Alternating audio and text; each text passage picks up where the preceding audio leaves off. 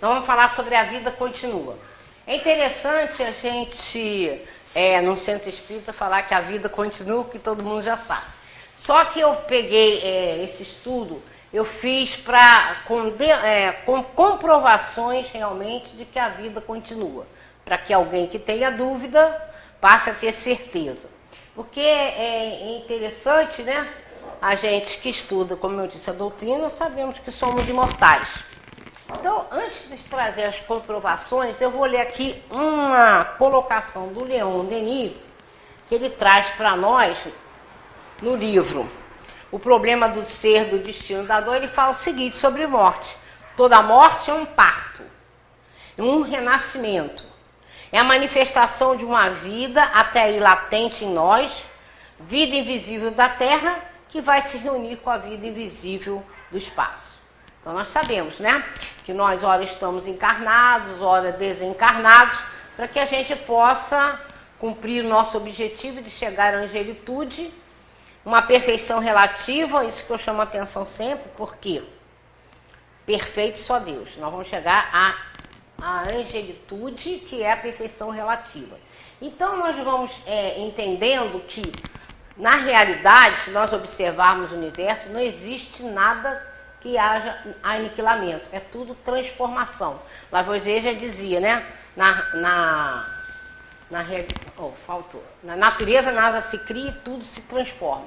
Então, ora a gente está encarnado, ora desencarnado, para que a gente possa realmente chegar a esse crescimento espiritual.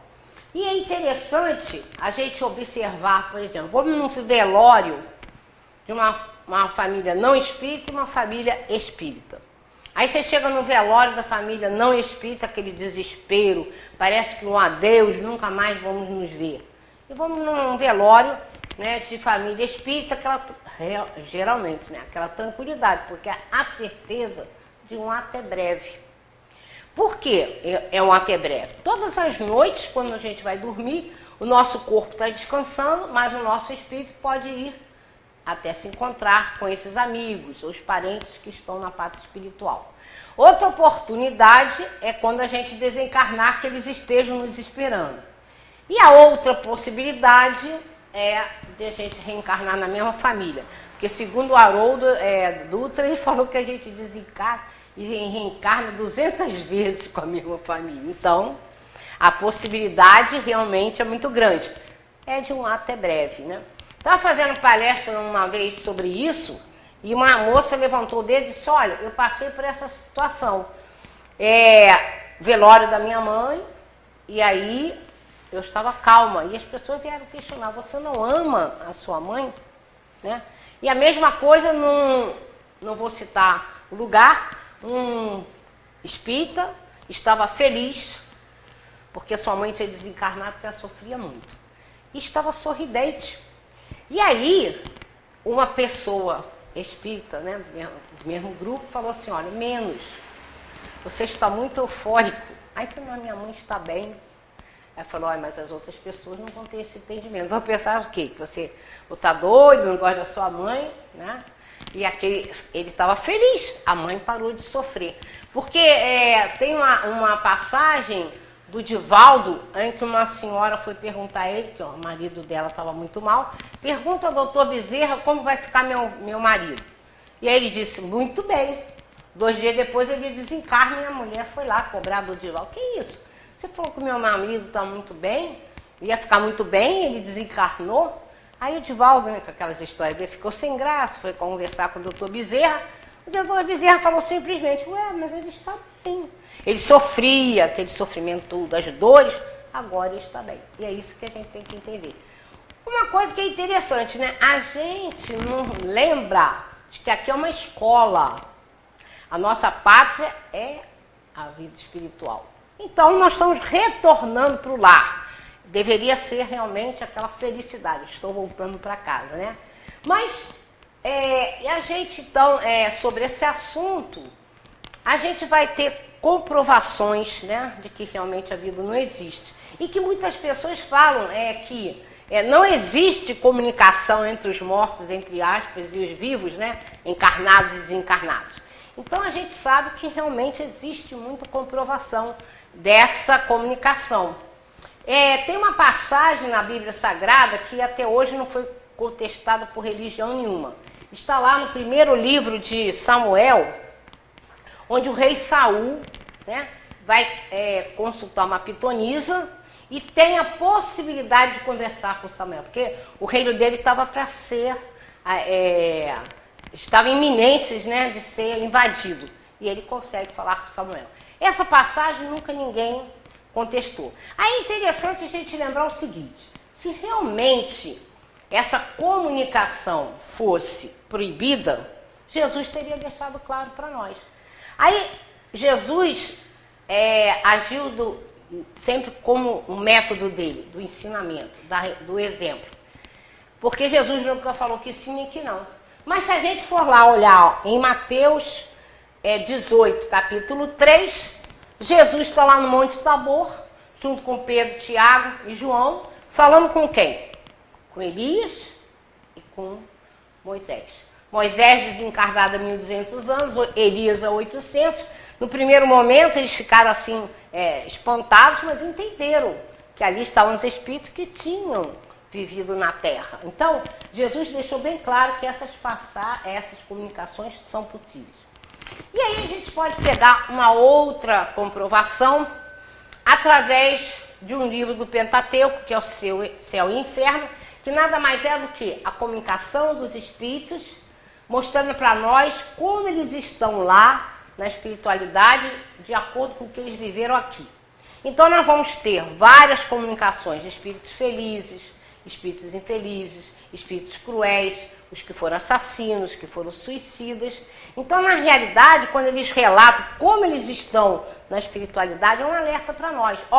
Na Terra eu estava vivendo assim. Olha como eu estou agora vivendo no mundo espiritual. Então, quando a gente lê aqueles relatos, é para nós entendermos qual a nossa responsabilidade, cada um mesmo, né? Saber seguir o caminho de Jesus, para que, quando chegar na espiritualidade, não haja cobrança. Porque não existe nenhum juiz lá, né, que esteja, por exemplo, quando desencarnar minha ficha, vamos ver, o que a Isa Rita fez ou não fez de bom. É a minha consciência que vai me cobrar. Então, se eu conseguir viver bem, né, se eu cumprir a minha meta nessa reencarnação, se eu fiz todo o bem que eu podia, eu vou estar na sensação de céu. E que, se for o contrário, eu estou na sensação de inferno.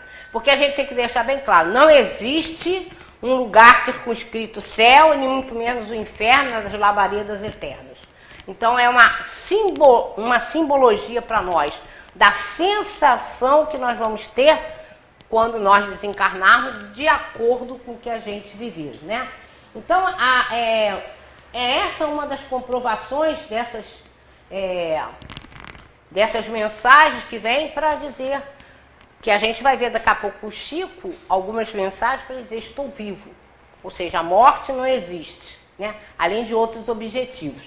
Agora, a gente quando fala, então, dessas comunicações, é muito importante que a gente mostre também comprovações científicas de que a morte não existe. Olha, agora vai fazer 160 anos, né, que o Livro dos Espíritos saiu, 18 de abril de 1857, em que os postulados espíritas não foram aceitos pela Inglaterra. Então, eles contratam o seu mais eminente físico e químico, William Crookes, para ele provar que tudo que o espiritismo trazia era bobagem. Cientista como ele era, ele quis fazer a experiência de uma forma em que não houvesse possibilidade nenhuma de achar que existia fraude. Então ele achou uma médium chamada Florence Cook, a colocou sentada numa cadeira várias correntes de ferro e com cadeados. Então ela ficou completamente imóvel. Então chamaram pessoas importantes, várias experiências foram feitas. Inicialmente eram objetos que se mudavam de lugar, as mãos luminosas, até que chegou o ponto da materialização da Kate King. Olha, a Kate King podia se abraçar, ver os batimentos cardíacos, auscultar o coração. Inclusive, né, ele fez uma experiência seguinte, depois de tantas e tantas vezes, não havia mais necessidade de acorrentar a Florence Cook.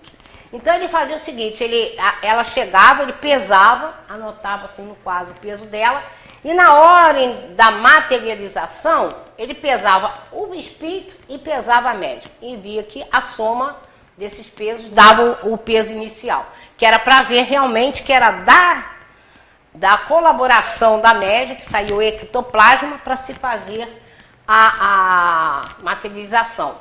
Interessante que muitas vezes aconteceu de que houve possibilidade de tirar foto dela, a luz, né, a luz do sol, né, a luz.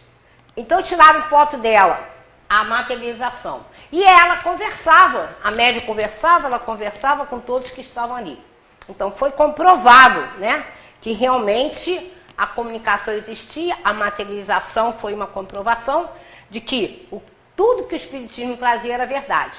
E é interessante que aqui no Brasil também foi feito muita materialização por volta de 1950, né, seu Joaquim? Por aí.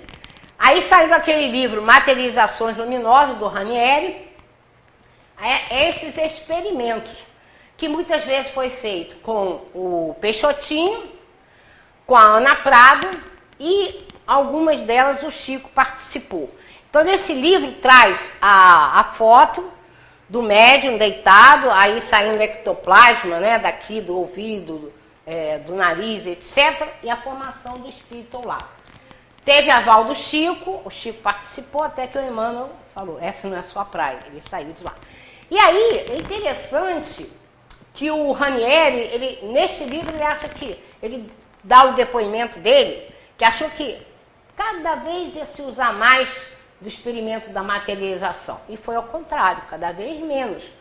Porque naquela época havia necessidade do fenômeno, né, aparecer e atrair as pessoas. E nós sabemos, espíritas, que nós não temos que estar atrás de fenômenos, sim conhecimento da doutrina que mostra o caminho para nós, o que a gente tem na realidade, de fazer no aproveitamento dessa reencarnação.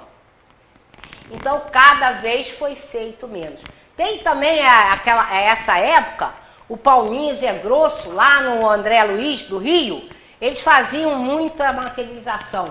Aí eles apareciam, né, as pessoas, só os videntes os viam, a grande plateia lá só via um disco de vinil. E eles torciam, retorciam, né? E por isso o nome do Paulinho, que ele batia a palma, enquanto o Zé Grosso estava fazendo lá a experiência. Então, são comprovações para nós, né, que realmente a morte não existe. Mas aí, nós vamos lembrando também que nós tivemos a chance, né, a oportunidade de convivermos, né, com o Chico, e que o trabalho do Chico em trazer essas mensagens mostrava realmente que a morte não existe, porque a grande maioria dos espíritos que se comunicavam com ele queriam dar notícias à família. Estou vivo. E aí o interessante também é que a grande maioria dessas mensagens falam o seguinte: não leve flores para o meu campo, que eu não estou lá. Pegue esse dinheiro e faça caridade. Então, todas as mensagens, a grande maioria delas que a gente vai ver, é para mostrar a família que está vivo e chamando a atenção para nós que a chave é fazer caridade, né? E aí o Chico tem uns livros que chama Enxugando Lágrimas, na presença do Chico, eles voltaram. Um deles traz relatos de jovens lá de Goiânia, onde os pais desesperados não deixavam que eles prosseguissem a vida na espiritualidade, estudando, trabalhando. Então trouxeram as mensagens através do Chico, pedindo pelo amor de Deus que ele fosse levar. Assim o Chico fez, levou na casa dos pais desses jovens desencarnados, para que eles entendessem, estou vivo. Tem outro exemplo da Nair Belo, que há muitos anos atrás, ela já está desencarnada há quase 3 anos, né? Mas o filho dela, jovem, desencarna, ela sai do mundo artístico e um dia vem uma carta maravilhosa através do Chico, mostrando para ela que ele estava vivo, porque tinha particularidade que o Chico não ia adivinhar. E que ela, então, disse, meu filho está vivo, e voltou ao mundo artístico. Então, são muitas comprovações. Então, eu vou pegar uma carta recebida pelo Chico, que está no livro Presença de Chico, para a gente fazer um comentário que é interessante. A carta data de 1º de dezembro de 61 e titula-se Não Culpe um Médico. A carta é muito grande, então eu enxuguei fui pensando algumas frases para dar, né, um entendimento, mas vamos chegar lá ao objetivo da carta. Minha querida Mariana, peço calma e paciência a você. Ajude-me, não chore mais. Ainda não pude acomodar-me à nova situação. Em verdade, sua dor quase me anula. Ampare-me, eu também sofro. O desespero dela deixava ele desesperado. Encontrei amigos, seu pai Eduardo amparando. Como que o Chico adivinha que o pai dela desencarnou e chamava Eduardo? Mas tem outras comprovações aqui, só peguei essa. Mas estou enfermo e cansado. Se você conseguir paciência, eu vou melhorar mais depressa. Ore, confiemos em Deus. Aí o objetivo da carta. Rogo a vocês que não culpem o médico. Então, ele morreu numa mesa cirúrgica, numa operação. A família culpou o médico, abriu um processo contra o médico e ele estava lá. Ele fala, explica que ele tinha que desencarnar que sim, o médico não tinha culpa e que eles tirassem o processo. A família atendeu. Então, ainda na carta, não chore mais, trabalhe Marina, há quem sofra mais do que nós. Aí ele pede que ela, na aproximação do Natal, era em dezembro, que ela começasse a fazer a caridade. Porque essa é a chave do nosso crescimento espiritual. E aí, no outro livro, no mesmo livro ainda tem outra carta também interessante, que chama Evidente Demonstração que a morte não é o fim. Essa eu resumi mais ainda. Querida mamãe, peço à senhora para me abençoar. Venho com o tio José rogar ao seu coração paciência e calma. Estou mais forte, mas preciso da sua conformação. Mamãe, ampare as crianças sofredoras e trabalhe para o bem. De novo, ó. Aí ele assinou o Wilson de Oliveira. Até aí tudo bem. Mas, no Anuário Espírita de 1964, essa carta foi colocada. Por quê? Porque ao assinar o Wilson de Oliveira, o Chico, né, mediunizado, fazendo a psicografia, foi-se comparar a assinatura do Wilson de Oliveira com o encarnado e era idêntica na psicografia. Ali no livro Aprendendo com a Morte, do Carlos Bacelli e o Pedro Bonilha, tem a mesma situação, numa carta assinatura. Aí ele diz assim, um menino de 13 anos que desencarnou, o Esber, e diz, quando vocês puderem auxiliar os mais pobres, meu nome, não permaneçam indiferentes. Aí ele diz o seguinte, que muita gente, quando perde alguém na família, um amigo, coisa e tal, corre para os templos religiosos, começa a fazer caridade, o tempo vai passando e vão parando. E ele pede que a família não pare. Aí o detalhe dessa carta, que se chama assinatura, é a mesma. O Esber assinou através do Chico a mesma assinatura que ele tinha quando encarnado e foi comprovado através do exame grafoscópico. Sem dúvida, né, que isso aconteceu. Aí é interessante a gente ver essas coisas. Eu participei durante muito tempo ali no ID, que às quartas-feiras há uma reunião, né, em que os médios vão receber mensagens dos espíritos, porque lá no ID eles fazem, né, tem um livro, a pessoa põe um nome, quando desencarnou, coisa e tal. Aí ficam reunidos os médios ali, né? Então vem uma lista de 10 desencarnados. E pode ser que eles se apresentem ou não. E há detalhe interessante que um espírito às vezes se comunica com o que está aqui, com o outro que está lá no outro ponto da mesa, outro para lá, e é idêntica a mensagem, quer dizer, sou eu mesmo, né? Aí eu participando de lá, uma vez veio a comunicação, até aí não te dizia nada. Quando eu acabei, que assinou quem? Lucisa Netti. Lembra da Lucisa Netti, que trabalhou muito nessa área espírita, nossa amiga? Aí eu fiquei assim, nossa, Lucisa Netti, mas até aí tudo bem. Aí passei para o Marco, que é o que faz a reunião, né? Ele dirige a reunião. Quando ele olhou assim, falou assim, nossa, é a assinatura da Lucisa Netti, ela é minha prima.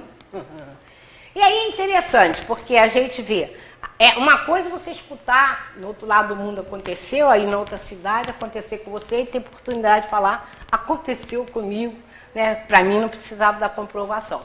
E interessante, quando eu fui falar ali no Luz Divina, essa palestra aí eu falei da Luciza Netti.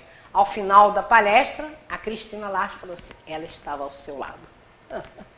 Então é isso aí. Então a gente não pode se espantar dessas coisas acontecerem, porque lá no livro dos médios, Kardec, no item 152, já disse bem claro que essas comunicações, ou através da psicografia ou psicofonia, seriam cada vez mais, aconteceriam cada vez mais rápido. Né? Olha, tem também uma informação no livro Aprendendo com a Morte, que eles trazem para nós um esclarecimento que o Dr. Carlos Augusto Pandréia escreveu um livro, A Psicografia à Luz da Grafoscopia. Interessante que ele é católico, né? E ele pegou várias e várias comunicações do Chico e foi comprovando, ou pela letra ou pela assinatura, que realmente estava comprovado que se tratava daquele quando encarnado, né? Então é interessante a gente ver isso aí, porque quando a ciência apresenta fatos, não se pode antepor argumento. É prova e acabou-se, né? E aí também no livro Quem Tem Medo da Morte, do Richard Simonetti, ele traz a informação do Dr. Raymond Moody Jr., que escreveu o livro Vida Depois da Vida. Olha, ele é um médico e os seus pacientes passaram pela experiência quase morte, né? Então ele vai, quando esses pacientes retornam, né, à carne, ele anotou todas as informações.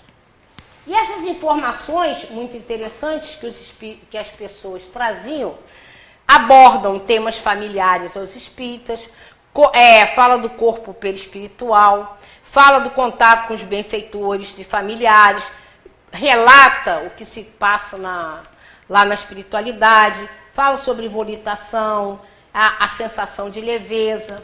E aí ele foi vendo o seguinte, que independente da intelectualidade, do grau de intelectualidade da pessoa, independente da religião, independente da situação socioeconômica, os relatos eram iguais.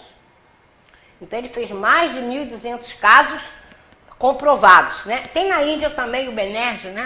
Acho que é Benerge, Handra Benerge, fez a mesma coisa. Agora, olha só que interessante. Nessa semana, que nada por acaso, eu olhei esse Anuário Espírita de 2014, trazendo que a informação de um médico, Dr. Eben Alexander III, que há 25 anos trabalha com a experiência quase morte.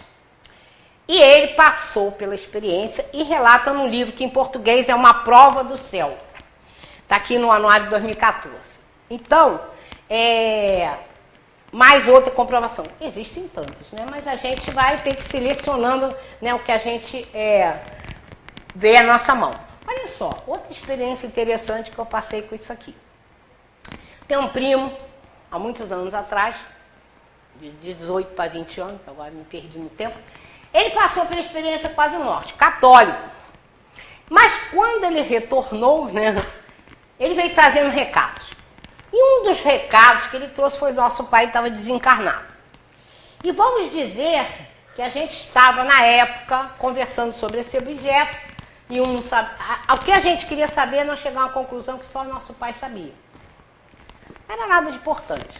Não é que a mensagem veio falando sobre o objeto, e eu acho que não era para nós, porque a gente já tinha certeza, mas para ele próprio ter convicção que nós falamos para ele, olha, o nosso recado tem a ver, porque nós estamos passando por isso e isso. Eles não acreditaram, disseram que ele era maluco, aí outros que receberam o recado acreditaram, outros não, mas olha só. Ele veio com a notícia. A Laila, nora dele, médica, à época ela fez vários tratamentos, vários exames, e foi constatado que ela jamais seria mãe. Aí ele vem falando, a Laila vai ser mãe. Aí endoidou, ficou maluco, aí debochavam dele pra caramba, mas o filho da Laila está no planeta.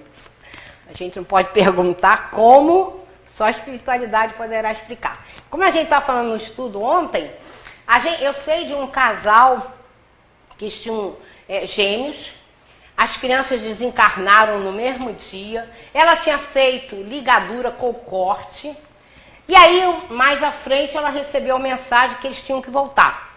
Então na cabeça dela, vou ter que adotar. Não, ela teve normalmente a criança porque a espiritualidade simplesmente fez, né, o canal para que ele pudesse sair, ser gerado. E a mesma coisa com o Jorge Andréia. A esposa dele tinha que receber o filho reencarnar. Ela tinha feito a mesma ligadura, mas a espiritualidade deu seu jeito. E a gente sabe que quando tem que acontecer, acontece, né? Então, a gente vê algumas comunicações interessantes que comprovam que a morte não existe, sem outra que é muito boa. Porque, por volta de 1940 e pouco, nosso escritor Coelho Neto atende o telefone na casa dele. E vamos fazer um parênteses. Aquela época tinha um telefone no Brasil, logo no início do século, porque Dom Pedro foi lá, comprou com Graham os 100 aparelhos, né? E trouxe para o Brasil. Então ele atende o telefone, Dom Pedro II. Ele atende o telefone e era a neta desencarnada. Chamou a filha, falou com a mãe dela, a criança, né? E aí ele se tornou espírita. Coelho Neto, não falei não? Isso. Não falei Coelho Neto? Ah, porque fez confusão. Então, o escritor Coelho Neto que atendeu o telefone. Aí, não por um acaso, mexendo aqui, lendo, eu descobri que ele já foi até presidente da FEB lá no Rio, né? Coelho Neto. Ele passou a ser espírita. E aí é interessante, olha só, eu contando isso numa outra palestra lá, a minha amiga estava ali e disse que, falou, olha, aconteceu na minha casa. Eu atendi o telefone, era a minha avó, eu desmaiei, minha irmã pegou o telefone e a avó falou, leva fulana correndo para o médico, porque senão ela vai desencarnar. E deu tempo. E a outra coisa interessante que aconteceu, eu estava fazendo palestra, uma moça levanta o dedo e disse, eu queria te fazer uma pergunta. Eu sou espírita, a minha irmã é católica, a minha irmã desencarnou, era espírita, e um belo dia ela toca o telefone lá para casa e manda chamar a outra. Aí ela virou para mim e disse, por que ela não me chamou? Eu falei, meu Deus. Aí eu pensei rápido, falei, só pode ser porque ela ia falar o óbvio, oi, tô viva, você sabia. Aí falou com aquela que precisava da informação, né? Ela virou e falou assim, mas não adiantou nada, que ela continuou não acreditando. Mas ela plantou a semente, não é isso? Então, existem vários tipos de comprovação. E a gente sabe que através de aparelhos eletrônicos, os espíritos se comunicam. A Rússia está muito adiantada nesse estudo. Às vezes você vai ligar a televisão, está lá o rosto do espírito, a voz dele, ou por telefone, ou a antiga secretária eletrônica, o computador. Agora apareceu não vou citar de onde, que é uma amiga nossa, espírita, ela estava se comunicando no WhatsApp com o filho, deixou o WhatsApp e foi ao banheiro. Quando voltou, tinha uma bela comunicação lá, escrita. E teve comprovação de que havia alguma coisa de real e concreto daquela comunicação. Então, essas comunicações existem provando para nós que a morte realmente não existe. Vamos pegar outra carta aqui, também aprendendo com a morte, que traz o relato da Michele, que desencarnou com 10 anos, quando ela caiu do balanço. Então, um pequeno trecho ainda da carta diz assim, a vida não acabou para mim e não deve terminar para vocês. Reanime-se, procurem na medida do possível socorrer as crianças carentes de amparo. Olha só, a preocupação de se fazer a caridade. Elas estão em toda parte, com a dedicação de alguns poucos minutos que lhes possamos consagrar, será possível realizar muito em seu benefício. Deus, mamãe e papai, às vezes deliberam conceder-nos mais tempo para que a gente devote a causa dos sofredores. Com o tempo, olha só que coisa linda, com o tempo que vocês certamente me dedicariam, vocês poderão amenizar a solidão e a carência de muitas crianças para as quais ninguém admite ter tempo no mundo. Isso é, né? Emocionante. Aí eu fui ver, né, que eles realmente criaram o sopão em Cachoeiro do Sul, desde 1996, e eu fui sempre fazendo pesquisa, ainda existe. O sopão não acabou, desde 1996, ele dá o que ela vai informar aqui, mais de 100 crianças são atendidas. Aí depois de um ano, ela traz outra mensagem. Estou extremamente feliz que o sopão das crianças é uma bênção de Deus materializada na terra. E aí olha só que lindo que ela fala de uma passagem de Jesus, que ela se lembrou. Se o grão de trigo não morrer, não se transformará em pão para os que têm fome. Eu nada sou para me comparar ao grão de trigo ao qual Jesus se referiu, mas sinto-me útil ao saber que perdi o corpo para que quase uma centena de crianças tivessem que comer. Lindo, né? Muito. Essa é uma lição para nós. O Espírito, ela viveu 10 anos, né? Quantos anos, né? Muito sábia, porque ela e voltada mesmo para a caridade. Então, essa é outra comprovação. Temos outra carta, que eu fui pegando algumas que fossem mais interessantes. Tem um jovem, chamado Eduardo, que desencarnou no planador. Ele teve uma parada cardíaca, né? Então, na primeira comunicação que ele fez para os pais, ele disse assim: a vida está nos solicitando duro testemunho. Não agiríamos bem se não procurássemos corresponder, testemunhar confiança. Sempre fomos unidos e vamos superar juntos. Também está bem enxugada, tá? Vocês já pensaram que estamos na mira de muitos olhares que nos observam para notarem como a gente reage diante da dor? A família era espírita. Dependendo da nossa conduta, muitos se aproximarão ou se afastarão de Deus. Então, olha só que interessante. E a gente sabe mesmo, né? Como a nossa postura, né? Para a gente botar uma máscara, eu sou espírita, aqui no espírito, né? No centro espírita, ali, nós temos que ter aquela essência. E aquilo que a gente já conseguiu melhorar vai estar gravado no nosso perispírito. E a nossa postura tem que ser de espírito. Porque a gente lembra, há muitos anos atrás, ninguém falava que era espírito. Uma enquete qualquer, sua religião, falar qualquer coisa. A primeira que a pessoa falava era católica. Ou quando começaram a falar, sou espírita, muito baixinho. Hoje que a gente vê assim, se as pessoas perguntam, qual a sua religião? Sou espírita, aí enche até a boca. Então a gente já progrediu nesse aspecto. Então, ele mostra a importância da conduta, né? Olha lá na espiritualidade ele se importando como que nós temos que agir perante as outras pessoas. Então a nossa postura, que se a gente sabe que a morte não existe, como a gente vai desesperar? Então, a gente então não acredita, só finge, né? Então, aí, depois de um ano, olha o que ele traz para nós também. Ele diz estar trabalhando como projetista de veículos semelhantes aos planadores da Terra. Afirma que lá na espiritualidade precisa se locomover muito rápido, nem todos volitam, né? Então, ele está nesse trabalho. E aí ele diz, desculpem que essa é a terceira vez que ele fala desse trabalho, da terceira carta, depois de um ano.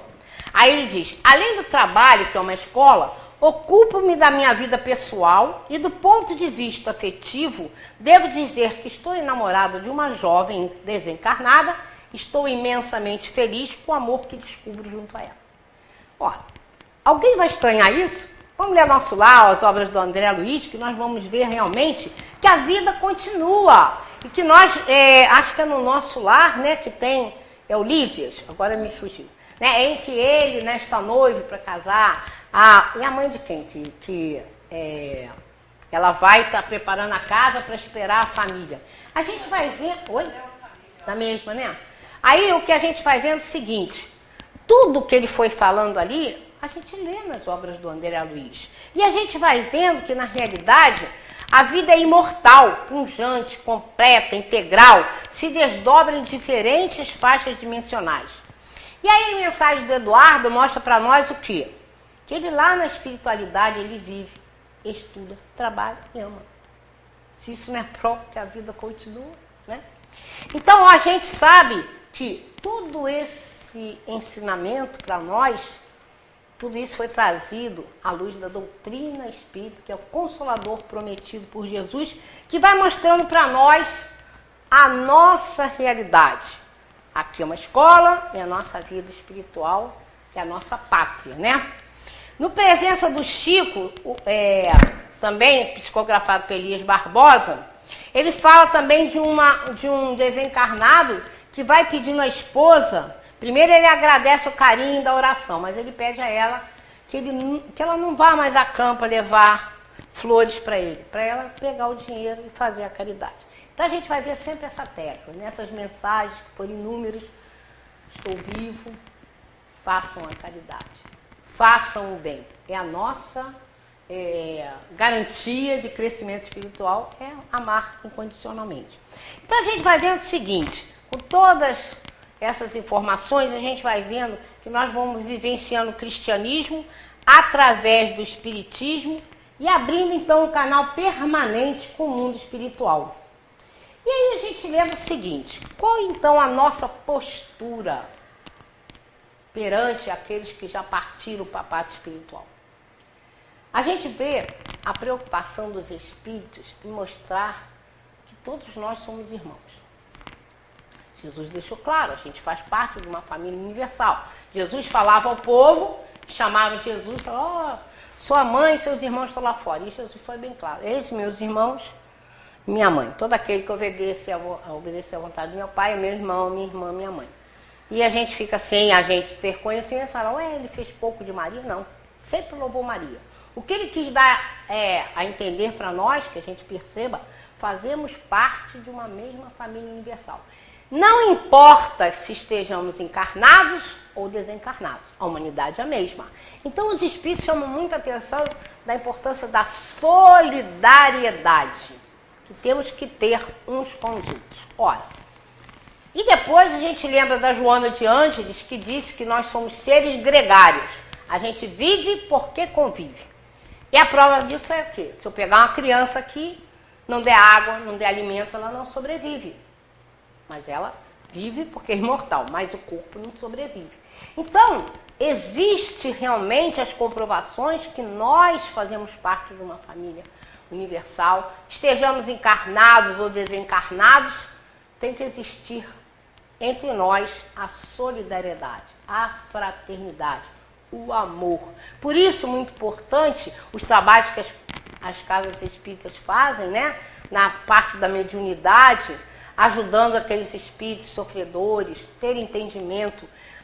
Aqui mesmo, nesse momento, quantos espíritos estão aqui, eu não sou vidente, que estão participando conosco nesse estudo, aprendendo que nem nós estamos aprendendo.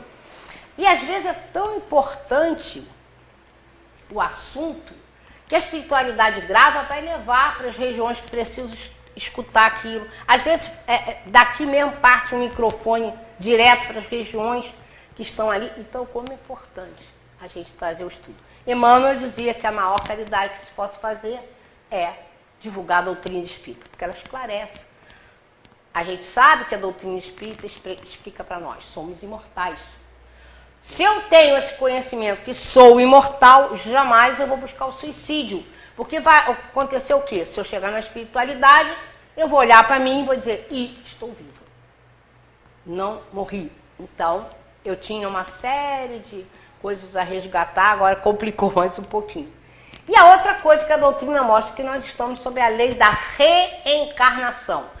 Reencarnando, encarnados, encarnados, encarnados, encarnados, para esse crescimento espiritual se dá a cada reencarnação uma oportunidade. Então, os que estão na parte espiritual, que partiram um pouco antes de nós, que estiverem ligados a nós, estão nos aguardando, realmente. E o que é a nossa postura perante eles? Como eu disse, de solidariedade e de amor. Então, como é importante que a gente ore por eles. O Evangelho traz aqui, né, falando sobre a prece ser um refrigério. É ela um guia, um curador, um refrigério a todos os espíritos, mesmo aqueles que estão em situação de equilíbrio. Imagine aqueles que não estão, né? Então, nós temos que orar pelos nossos entes queridos, nunca evocados, porque a gente não sabe em que situação que ele está. Meu pai era muito bom, eu vou pedir a ele isso, aquilo. Se ele não estiver bem, você vai complicar a vida dele, porque ele vai querer te ajudar sem poder, aí se aproxima de você, começa às vezes, né, um condomínio obsessivo aí, sem necessidade. Oremos por eles, para eles terem luz, porque eles oram muito por nós.